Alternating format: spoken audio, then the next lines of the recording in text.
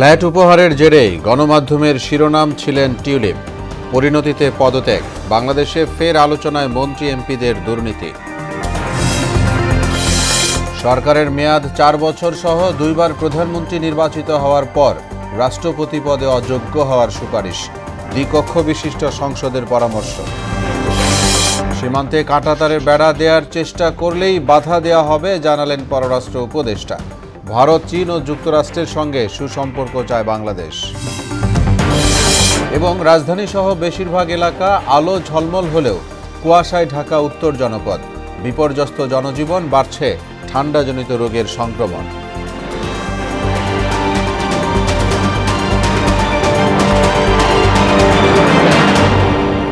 আসসালামু আলাইকুম। আমন্ত্রণ মোহনা সংবাদে। এতক্ষণ শুনছিলেন শিরোনাম, সঙ্গে আছি মোহাম্মদ ওয়ালিউল্লাহ। এবার বিস্তারিত।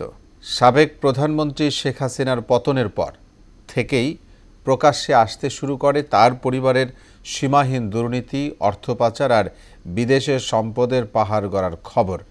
বাদ যায়নি শেখ রেহানার মেয়ে, যুক্তরাজ্যের সাবেক সিটি মিনিস্টার টিউলিপ সিদ্দিকও। আওয়ামী লীগের ঘনিষ্ঠজনদের থেকে বিনামূল্যে 2টি ফ্ল্যাট উপহার নেয়াকে কেন্দ্র করে বেশ কিছুদিন ধরেই আন্তর্জাতিক গণমাধ্যমের শিরোনাম তিনি। সমালোচনার মুখে শেষ পর্যন্ত মন্ত্রী পদ থেকে ইস্তফা দিয়েছেন টিউলিপ। এরপর থেকেই আবারও আলোচনায় সাবেক মন্ত্রী এমপিদের ফ্ল্যাট সাম্রাজ্য। আরও জানাচ্ছেন মেজবা রহমান। দেশ কি কোথায় গেছে যে আওয়ামী লীগকে পালাতে হবে? কে পালাবে? পালানোর মতো কি পরিবেশ হয়েছে যে আমাদেরকে কথায় কথা বলছে পালানোর সময়ও পাবে না? আমরা কি চোর? যে দেশে উপহার দেয়া 2টি ফ্ল্যাটে নিরপেক্ষ তদন্ত সুযোগ করে দিতে মন্ত্রী পদ ছেড়ে দিলেন টিউলিপ সিদ্দিক, সেই যুক্তরাজ্যে আওয়ামী লীগের সাবেক ভূমিমন্ত্রী সাইফুজ্জামান চৌধুরী 360 বাড়ির মালিক। সম্পদের হিসেব শুনেই কিছুটা হতভম্ব হলেও কাতার ভিত্তিক আন্তর্জাতিক গণমাধ্যম আল জাজিরার এক অনুসন্ধানী প্রতিবেদনে এসব তথ্য উঠে এসেছে। 2024 সালের 19 সেপ্টেম্বর দ্য মিনিস্টার্স মিলিয়ন্স নামের প্রকাশিত এক অনুসন্ধানে আল জাজিরা জানায় 2016 সাল থেকে 2021 সালের মধ্যে 265টি বাড়ি কেনেন সাইফুজ্জামান চৌধুরী। তিনি মূলত বাড়িগুলোর বেশিরভাগই বাকলি গ্রুপের মতো শীর্ষ ডেভেলপারদের কাছ থেকে কিনেছেন। 2022 সালে 89টি বাড়ি কিনলে তার মোট বাড়ির সংখ্যা দাঁড়ায় 360টি, যার বাজার মূল্য $32 কোটি। বাংলাদেশের টাকায় এই অর্থের পরিমাণ দাঁড়ায় 3,824 কোটি টাকা। এখানেই থেমে থাকেননি আওয়ামী লীগের সাবেক এই ভূমিমন্ত্রী। লন্ডনের বাইরে দুবাইয়ে 2020 সালের মধ্যে অন্তত 54টি সম্পদের মালিক হন তিনি। যুক্তরাষ্ট্রেও তার সম্পদ আছে, সেখানে তিনি 9টি বিলাসবহুল অ্যাপার্টমেন্ট কিনেছেন, এর মধ্যে 5টি ম্যানহাটন সহ নিউ ইয়র্কের প্রধান এলাকায় এবং 4টি নদীর ওপারে নিউ জার্সিতে। যেখানে বাংলাদেশের কঠোর মুদ্রানীতি অনুযায়ী দেশটির নাগরিকরা বছরে $12,000 বেশি বিদেশে নিতে পারেন না, সেখানে সাবেক এই মন্ত্রী কিভাবে হাজার হাজার কোটি টাকা দিয়ে বিদেশে সম্পদের পাহাড় করলেন? এই প্রশ্ন জানা থাকলেও উত্তরটা এখনো অজানা। মেজবা রহমান, মোহনা সংবাদ। প্রধানমন্ত্রী হওয়ার সুযোগ 2বারে সীমাবদ্ধ রেখে প্রতিবেদন প্রকাশ করেছে নির্বাচন সংস্কার কমিশন। সরকারের মেয়াদ 4 বছর সহ 2বার প্রধানমন্ত্রী নির্বাচিত হওয়ার পর রাষ্ট্রপতি পদে প্রতিদ্বন্দ্বিতার অযোগ্য হওয়ার সুপারিশ করা হয়েছে প্রতিবেদনে। 2018 সালের নির্বাচনকে মধ্যরাতের ভোট উল্লেখ করে দায়ীদের বিচারে আলাদা কমিশন গঠনের দাবিও রয়েছে প্রতিবেদনে। আরও জানাচ্ছেন এমআর আসাদ। প্রধান উপদেষ্টার কাছে 16 ক্ষেত্রে 150টি সুপারিশ প্রতিবেদনাকারে জমা দিয়েছে নির্বাচন ব্যবস্থা সংস্কার কমিশন। এরপর জাতীয় সংসদ ভবনে কমিশন কার্যালয়ে ব্রিফ করেন কমিশন প্রধান ডক্টর বদিউল আলম মজুমদার। জাতীয় ও স্থানীয় সরকার নির্বাচন, সরকারের মেয়াদ, রাষ্ট্রপতি প্রধানমন্ত্রী নির্বাচনের প্রক্রিয়া সহ প্রতিবেদনের সুপারিশগুলোর ব্যাখ্যা দেন কমিশন প্রধান। 2বারের বেশি প্রধানমন্ত্রী নয় এমন প্রস্তাবের পাশাপাশি এরপর রাষ্ট্রপতি হওয়ার পথ হতে পারে বন্ধ। প্রস্তাব আছে 2 কক্ষ বিশিষ্ট সংসদের। প্রধানমন্ত্রীর টার্ম 2 টার্ম সীমিত করার, 2বার প্রধানমন্ত্রী হওয়ার পর যেন রাষ্ট্রপতি না হন এবং একই সাথে যেন প্রধানমন্ত্রী সংসদ নেতা এবং দলের প্রধান না হন। সংসদে উচ্চ কক্ষ হবে সংখ্যানুপাতিক ভিত্তিতে, 50% হবে দলীয় আর বাকি শতাংশ হবে নির্দলীয়, কিন্তু দলগুলো তাদের যে ভোটার হারের ভিত্তিতে তারা মনোনয়ন দেবে। রাজনৈতিক দলগুলোর নিবন্ধন 5 বছরে নবায়ন করতে হবে। মানবাধিকার লঙ্ঘনের অভিযোগ প্রমাণিত হলে থাকতে হবে নির্বাচনের বাইরে। গুরুতর মানবাধিকার যারা লঙ্ঘন করেছে, ভয়াবহ দুর্নীতিতে লিপ্ত ছিল, গুম, খুন, অর্থ পাচার এবং অন্যান্য নির্যাতন, বিভিন্ন রকম নির্যাতন, অমানসিক নির্যাতন করেছে, তাদেরকে নির্বাচনী প্রক্রিয়া থেকে দূরে রাখার ব্যাপারে আমরা সুপারিশ করেছি। 2018 সালের নির্বাচন সহ নির্বাচনী অপরাধের বিচারের জন্য কমিশন গঠনের পরামর্শ রয়েছে প্রতিবেদনে। 2018 সালে মধ্যস্তরের ভোটের নাটক মঞ্চস্থ করেছে, একটা কমিশন করে তাদের বিরুদ্ধে তদন্ত করে শাস্তির ব্যবস্থা করা।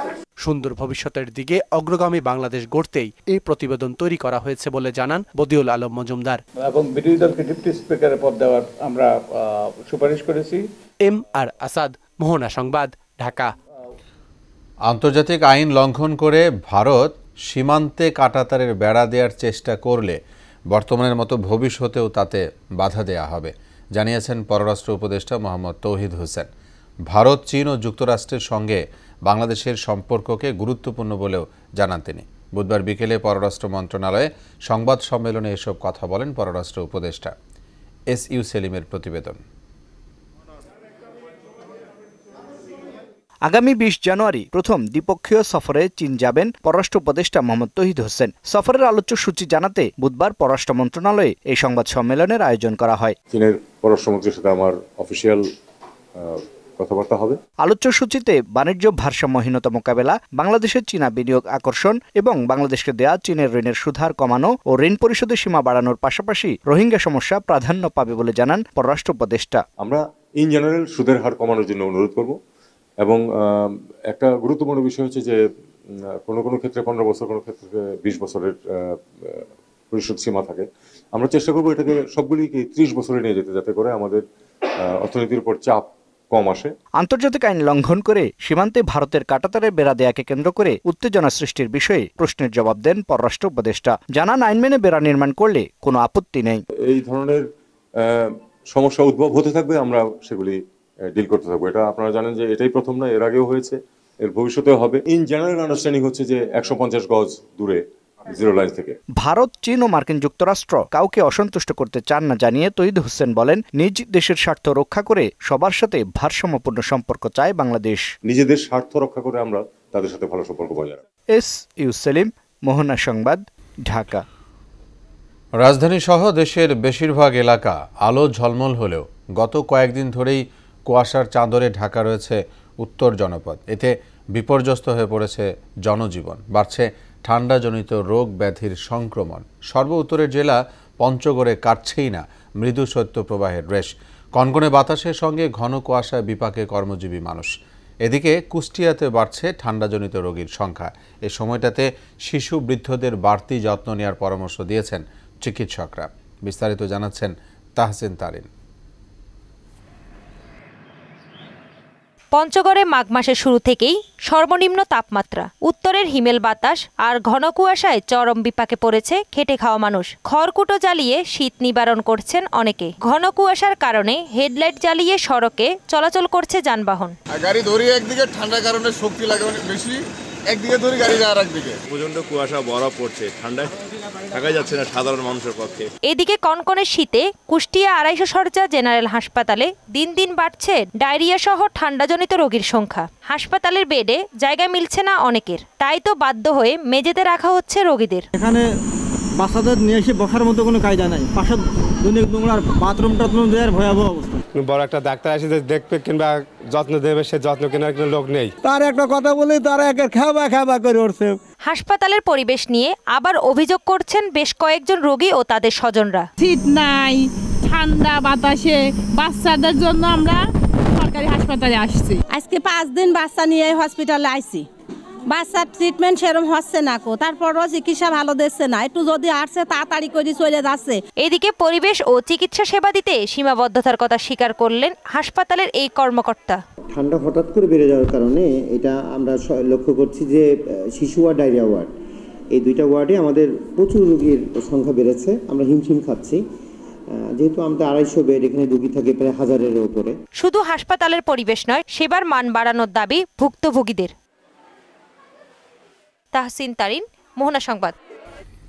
দর্শক, শীতে নিম্ন আয়ের মানুষের কি অবস্থা, তারা কিরকম জীবনযাপন করছেন এ বিষয়ে জানাতে পঞ্চগড় থেকে আমাদের সঙ্গে যোগ দিবেন সহকর্মী রওশন জামিল। রওশন, নিশ্চয়ই যুক্ত হতে পেরেছি। কেমন দেখছেন নিম্ন আয়ের মানুষের অবস্থা, জানতে চাই আপনার কাছে।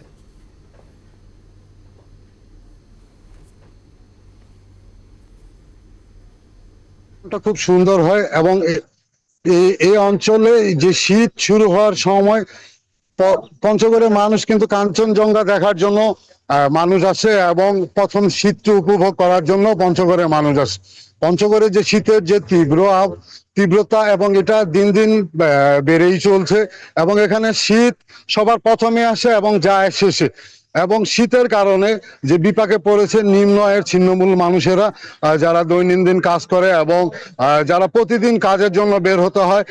এবং আমি পঞ্চগড়ে যে সিনেমা রোড, এই রোডে অবস্থান করতেছি এবং এখানে সকালবেলা থেকে লোকজন অপেক্ষা করে তারা কাজে যাওয়ার জন্য। আপনাকে বলে রাখি যে গত দুদিন পঞ্চগড়ে মৃদু শৈত্যপ্রবাহ বয়ে যাচ্ছে। গেল মঙ্গলবার ছিল 9.6 ডিগ্রি সেলসিয়াস এবং গতকালকে ছিল 9.5 ডিগ্রি সেলসিয়াস এবং আজকের যে তাপমাত্রা সেটি হলো 9.8 ডিগ্রি সেলসিয়াস রেকর্ড করা হয়েছে, তেঁতুলিয়া আবহাওয়া অফিস জানিয়েছেন। এবং এই শীতের তীব্রতা বাড়ার কারণে যে ছিন্নমূল নিম্ন আয়ের মানুষেরা, এদের যে সমস্যা, আমি দুই একজনের সঙ্গে কথা বলি এবং আমার পাশেও দুই একজন মানুষ দাঁড়িয়ে আছেন এবং তাদের যে কষ্টগুলি, সমস্যাগুলি, তাদের সঙ্গে কথা বললেই জানা যাবে যে তাদের সমস্যাগুলি কি কি।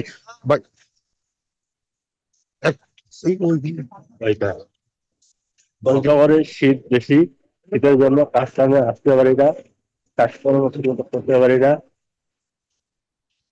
আমি একজনের সঙ্গে কথা বলতেছিলাম, উনি জানিয়েছেন যে ওনারা শীতের কারণে ঘর থেকে বের হতে পারে না এবং সময় মতো তারা কাজেও যেতে পারে না এবং কাজে গেলেও যে তাদের যে সময়টা, সেই সময়টা তারা আপনার গিয়ে 4 থেকে 5 ঘন্টা কমে আসে। এই সময়ে তাদের পূর্ণাঙ্গ কাজও করতে পারে না। মূলত এখানে এই সাধারণ মানুষেরা এই কাজের ব্যস্ততার কারণে বিভিন্ন জায়গায় যে সরকারি বেসরকারি ভাবে যে শীত বস্ত্র দিয়ে দেয়, তারা কিন্তু সেগুলো সংগ্রহ করতে পারে না এবং তাদের এই শীত বস্ত্র, এই সমস্যাগুলি এবং অনেকেই, আপনি জানেন যে অনেকেই আপনার এই শীত নিবারণের জন্য খড়কুটো জ্বালিয়ে তারা শীত নিবারণের চেষ্টা করে।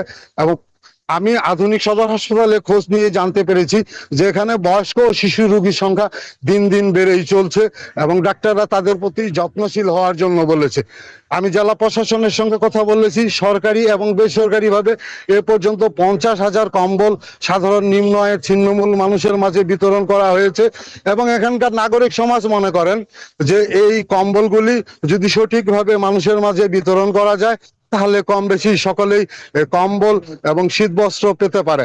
এবং জেলা প্রশাসন জানিয়েছেন যে তারা এই পর্যন্ত 1 লক্ষ কম্বলের চাহিদা পাঠিয়েছেন এবং এই 1 লক্ষ কম্বল আসলে এই অঞ্চলের নিম্ন আয়ের ছিন্নমূল মানুষের কষ্ট লাঘব হবে। আপনাকে বলে রাখি, পঞ্চগড়ে যে নদী, করতোয়া নদীতে পঞ্চগড়ে পাথর শ্রমিক, তারা এই শীতের মধ্যে একটু রৌদ্র উঠলেও তারা নদীতে নামে পড়ে এবং পাথর তোলা কাজে ব্যস্ত থাকে। সর্বোপরি আপনাকে পঞ্চগড়ের যে সার্বিক পরিস্থিতি, এই ছিল আমার কাছে সর্বশেষ শীত নিয়ে সর্বশেষ তথ্য এবং পরবর্তী তথ্য থাকলে আমি আপনাকে জানাবো। নিশ্চয়ই রওশন জামিল, অনেক ধন্যবাদ আপনাকে আমাদের সঙ্গে যুক্ত হওয়ার জন্য। ক্ষমতা ও অর্থের দাপটে অবৈধ ইট ভাটার ছড়াছড়ি রাজবাড়ী জেলায়। 1/2 শতাধিক অবৈধ ইট ভাটায় কয়লার পরিবর্তে পুরানো হচ্ছে কাঠ। ফসলি জমি থেকে মাটি কাটায় কমছে জমির উর্বরতা। শিক্ষা প্রতিষ্ঠান, বসতবাড়ির কাছাকাছি এসব ভাটার কারণে তাই ফসলের ক্ষতি সহ নষ্ট হচ্ছে পরিবেশের ভারসাম্য। মোহাম্মদ ইউসুফ মিয়ার প্রতিবেদন, জানাচ্ছেন তাহসিন তারিন। রাজবাড়ী জেলায় 80টি ইটভাটা আছে, যার মধ্যে বেশিরভাগই অবৈধ এসব ভাটায় সারাক্ষণ পুরানো হয় কাঠ। ফসলি জমির মাটি কেটে ভাটায় বিক্রি করায় কমেছে জমির উর্বরতা, নষ্ট হচ্ছে পরিবেশ। এমন অবস্থা যে স্থানীয়দের সেখানে বসবাস করা কষ্টসাধ্য হয়ে পড়েছে।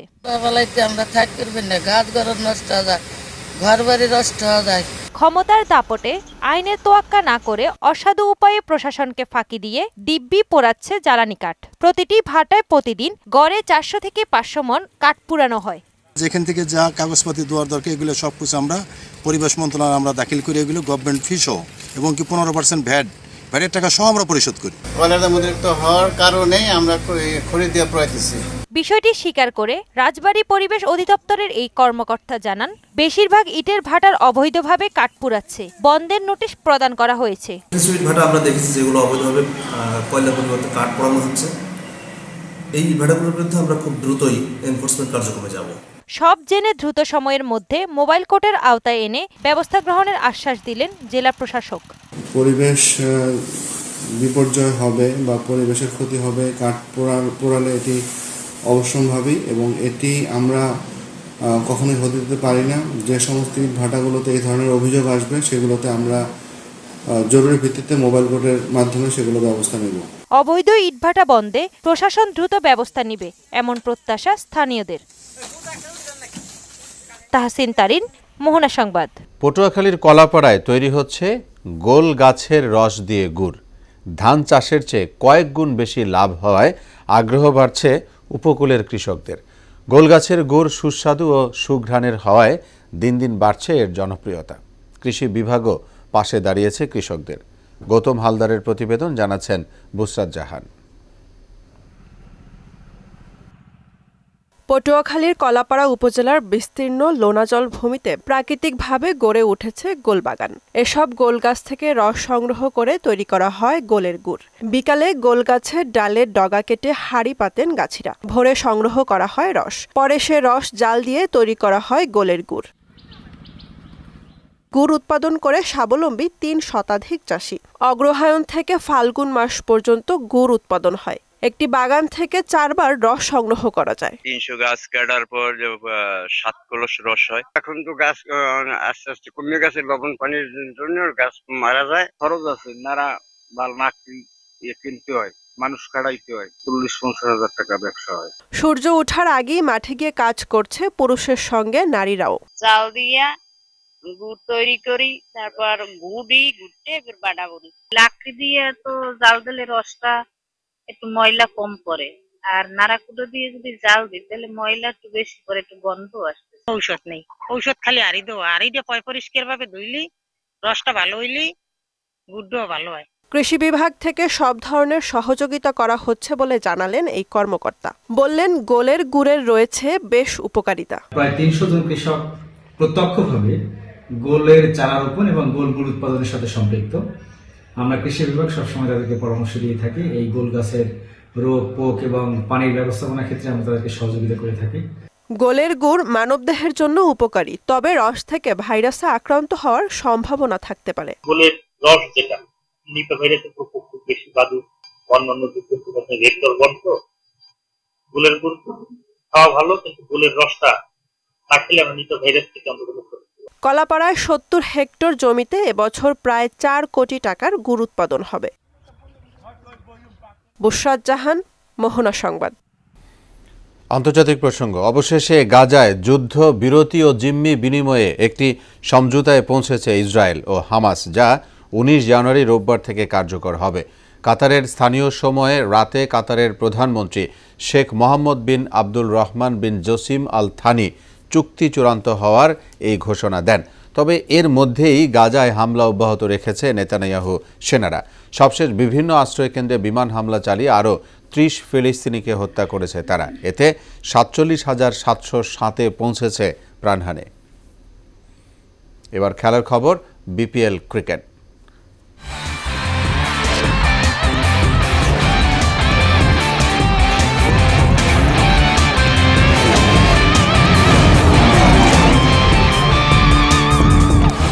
বিপিএলে চট্টগ্রাম পর্ব শুরু হচ্ছে আজ। দিনের প্রথম ম্যাচে জহুর আহমেদ চৌধুরী স্টেডিয়ামে দুপুর 1:30টায় আসরে প্রথমবারের মতো মুখোমুখি হবে ঢাকা ক্যাপিটালস ও ফরচুন বরিশাল। এ পর্যন্ত 7 ম্যাচে মাত্র 1 জয় পাওয়া ঢাকা পয়েন্ট টেবিলের তলানিতে অবস্থান করছে।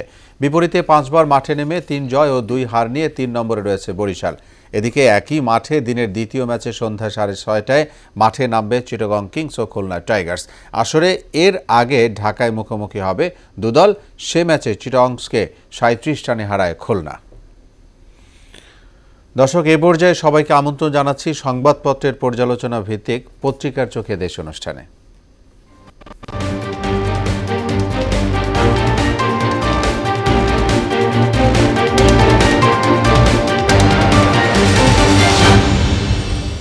দর্শক, আলোচনায় আজকের অতিথি মোহনা টেলিভিশনের বার্তা সম্পাদক সুমন মুস্তাফিজ। জি সুমন মুস্তাফিজ, আপনাকে স্টুডিওতে স্বাগত। ধন্যবাদ। আমরা শিরোনামগুলো পড়ে এসে তারপর আপনার সাথে আলোচনায় যাব। এর মধ্যে আমরা দেখে নিব দেশের শীর্ষ দৈনিকগুলোর আজকের কি কি শিরোনাম রয়েছে। আমি শিরোনামগুলো পড়ছি। প্রথমে আমার হাতে রয়েছে প্রথম আলো। তারা শিরোনাম করেছে, এক ব্যক্তি দুবারের বেশি প্রধানমন্ত্রী নয়, উল্লেখযোগ্য সুপারিশ, সংবিধান সংস্কার কমিশনের প্রস্তাব। কালো টাকা সাদা করার রাষ্ট্রীয় চর্চা বন্ধ করার প্রস্তাব, ট্রাইব্যুনালে সাজা হলে প্রার্থিতা নয়, দলের পদ থাকবে না।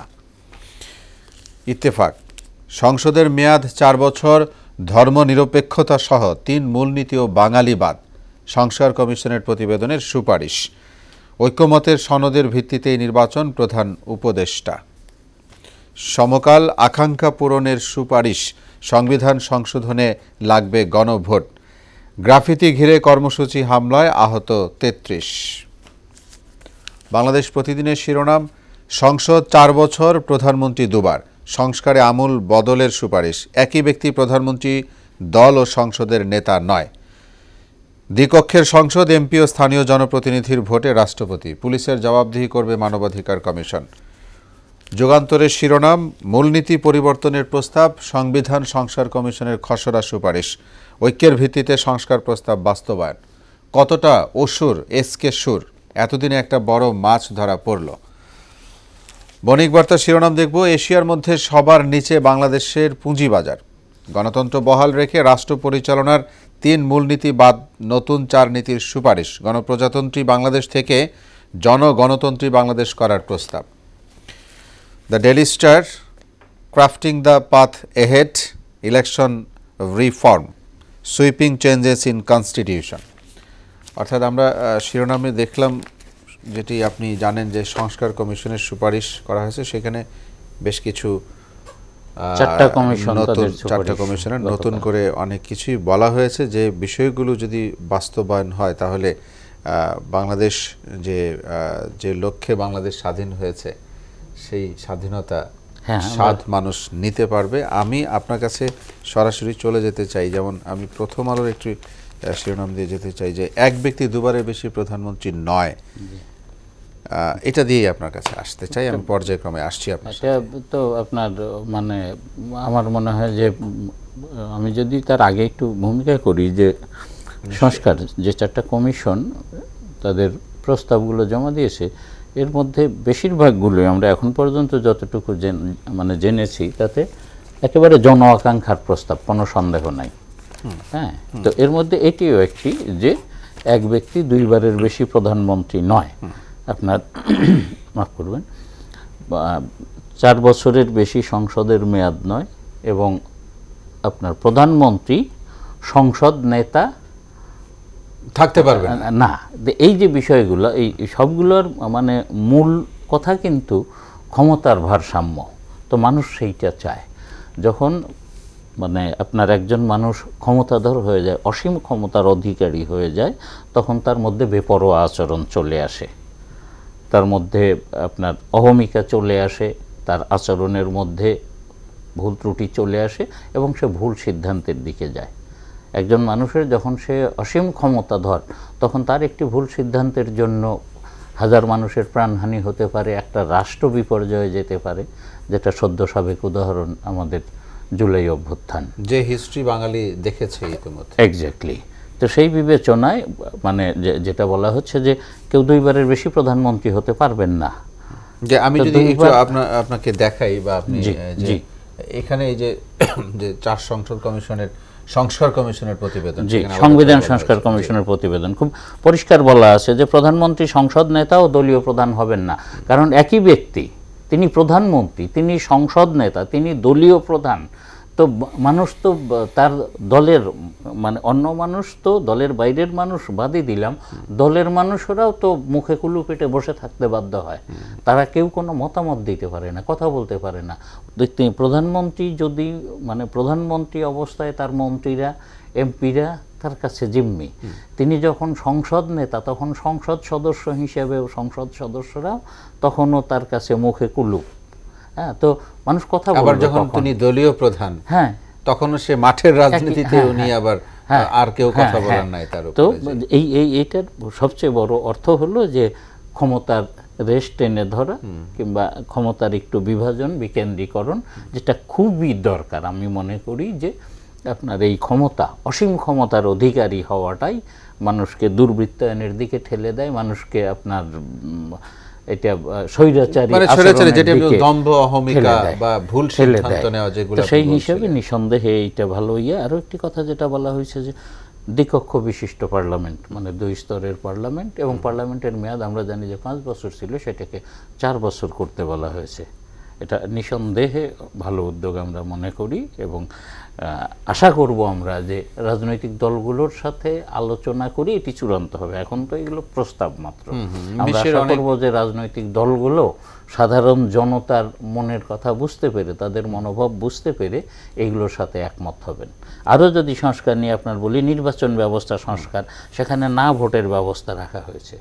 বলা হয়েছে যে আপনার 40 ভাগের বেশি না ভোট পড়লে, মানে বেশি না ভোট বেশি পড়লে ওই নির্বাচন বাতিল হবে, এবং ওই প্রার্থীরাও বাতিল করা হবে, ওই প্রার্থীরাও আর পুনরায় প্রার্থী হতে পারবেন না। নিঃসন্দেহে ভালো উদ্যোগ। আমরা জানি আমাদের এই আগের মানে স্বাধীনতা উত্তর বাংলাদেশের নয়, এই গত 3টা নির্বাচনকে যদি উদাহরণ হিসেবে নিয়ে আসি, আমি সরাসরি নাম বলতে চাচ্ছি না, এমন অনেক আলোচিত, সমালোচিত, নিন্দিত, নিগৃহীত ব্যক্তি, হ্যাঁ, অন্তত এই মুহূর্তে আমি 1 ডজন নাম বলে ফেলতে পারবো, মাদক ব্যবসায়ী, সন্ত্রাসী, হ্যাঁ, বোমা প্রস্তুতকারী, এরকম ব্যক্তি আপনার সরকারি দলের মানে আওয়ামী লীগের বড় বড় পদে জনপ্রতিনিধি ছিলেন, বড় জায়গায় বসে আছে। খুব পরিষ্কার, মানুষ দেখে আসছে, স্বাধীনতার পর থেকেই মানুষ দেখে আসছে যে মানে যার ঘরে একবেলা চুলা জ্বললে আর একবেলা চুলা জ্বলতো না, একবার এমপি হয়ে তিনি মানে শিল্পপতি বনে গেছেন, 1000 কোটি টাকার মালিক। এবং এই যে দুর্নীতিগ্রস্ত মানসিকতা, এটার রেশ টানা মানে কোনো বিকল্প নাই, ধরতে হবে। এবং সেই জায়গায় আমরা যদি আপনার দুদক সংস্কার কমিশনের জায়গাটায় আসি, সেইখানে দুদকও সম্ভবত সর্বমোট 47টা প্রস্তাব আছে, দুদকের ভালো ভালো প্রস্তাব আছে। এর মধ্যে 1 নম্বর যেটা বলা হয়েছে যে দুদককে সাংবিধানিক প্রতিষ্ঠানের স্বীকৃতি দেওয়া, এটা খুবই জরুরি। আপনার এই ধরনের অটোনোমাস বডিগুলো, সংস্থাগুলো যতগুলো আছে, যেমন আপনার বিআরটিসি, বিটিআরসি থেকে শুরু করে যে সংস্থাগুলো, সেগুলো মানে এক ধরনের স্বায়ত্ত শাসন, এবং অবশ্যই স্বায়ত্ত শাসন প্রতিষ্ঠানগুলোতেও যদি সরকারের হস্তক্ষেপ থাকে, তাহলে কি তারা স্বাধীনভাবে কাজ করতে পারে? না, পারে না। সেই জায়গাটাতেই বলা হয়েছে যে সাংবিধানিক, এই জন্যই সুপারিশ করা হয়েছে সাংবিধানিক প্রতিষ্ঠানের। দেখেন আমাদের এখানে একটা চর্চা আছে যে দুর্নীতির বিরুদ্ধে আমরা চিৎকার চেঁচামেচি, বিভিন্ন প্রতিষ্ঠান কথা বলে, এগুলো সবই পোশাকি কথা, সাধারণ মানুষও সেটা বুঝতে পারেন।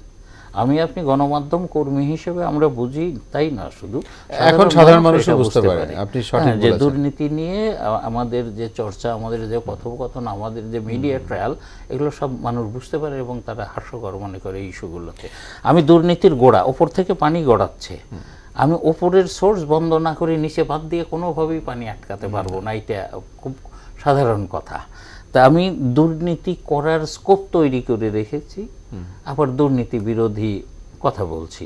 বন্ধ করতে হবে, আইন করে দুর্নীতি করার স্কোপটাকে বন্ধ করতে হবে, এবং কঠোর আইন করতে হবে, তার কঠোর প্রয়োগ করতে হবে, বাস্তবায়নটা যেন থাকে, প্রয়োগটা যেন থাকে। সেইটা না করলে আবার দেখেন যে দুর্নীতি করে আমি অর্থ উপার্জন করছি, যেটা জ্ঞাত আয় বহির্ভূত আয়ের বাইরে, অজ্ঞাত আয় যেটা, সেটাকে আবার বৈধ করার সুযোগ দিয়ে দিচ্ছি রাষ্ট্রীয়ভাবে। এই কাজে ব্যয় করলে, ফ্ল্যাট কিনলে টাকা নিয়ে প্রশ্ন তোলা হবে না, ওইটা করলে এত % ট্যাক্স দিলে, 5% বোধহয় ছিল। তো এই যে বিষয়গুলা, তার মানে আমি মানে দুর্নীতির বিরুদ্ধে চিৎকার চেঁচামেচি করে আদৌ কোনো লাভ হবে কি, যদি আমি এই জায়গাটি বন্ধ করতে না পারি, গোড়ায় বন্ধ না করতে পারি। তো সেইখানে দুদক সংস্কার কমিশন, তারও খুব ভালো কিছু সুপারিশ। আমি এক কথায় যদি আপনাকে বলি, এই সুপারিশগুলোর মধ্যে যেটি উঠে আসছে সেটি নতুন বাংলাদেশের স্বপ্ন। আমাদের প্রত্যাশা থাকবে যে রাজনৈতিক দলগুলোর সাথে আলোচনা করে এই সিদ্ধান্ত চূড়ান্ত করা হবে, প্রস্তাবগুলোকে চূড়ান্ত করা হবে। আমরা আশা করব যে রাজনৈতিক দলগুলো এতে সমর্থন জানাবেন এবং একমত হবেন, তাহলে আমরা নতুন বাংলাদেশ দেখতে পাবো আশা করি। খুবই চমৎকার। আমরাও সেই আপনার মতো করেই আমিও প্রত্যাশা করি এরকমই। নতুন করে আর কিছু বলার নেই, আপনি খুব সুন্দর করে বলেছেন। এটি জনগণ চায়, দেশের মানুষ চায়, এটি দেশের জন্য হওয়া উচিত। দর্শক আপনাদেরকেও ধন্যবাদ। এরই সাথে শেষ করছি মোহনা সংবাদ। যাবার আগে শিরোনামগুলো জানিয়ে দিব আরও একবার।